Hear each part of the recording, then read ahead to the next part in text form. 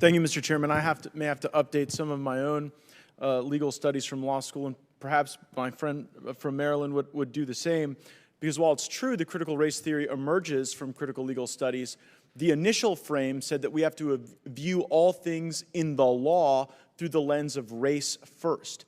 That is a very different thing than saying that you have to evaluate all aspects of society through race first. And I'm not hand-selecting critical race theorist authors. These are the founding fathers and mothers of critical race theory. Don't take my word for it, the gentlelady from California said it was Ibram Kendi's How to Be Anti-Racist that informs her perspective on critical race theory. And Kendi says capitalism is racist and racism is capitalist. Those are not values that we want instilled in our military. I want to address the point the chairman made about, well, we can learn about communism and we don't all become communists. Communism is not an immutable trait. You can sit before a group of students at West Point and lay out a political theory, and then that person can choose to reject or accept the political theory or analyze its frailties or benefits. But when you tell people that you are frail and you are privileged and you are racist because you're white, there is no way to divorce yourself from that in an educational setting. There is no way to have that not affect you. And it is, in fact, the critical race theorists who say that Dr. King was wrong. And I think it's okay for the Armed Services Committee to say, Dr. King was right.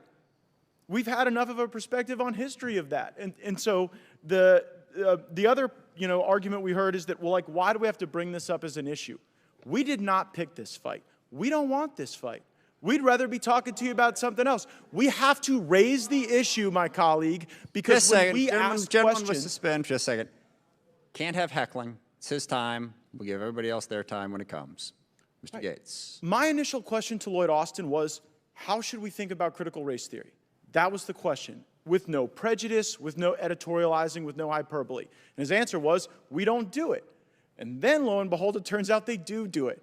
And they're having professors tell students what whiteness is who believe that whiteness is wrong. And no one is wrong because they're white.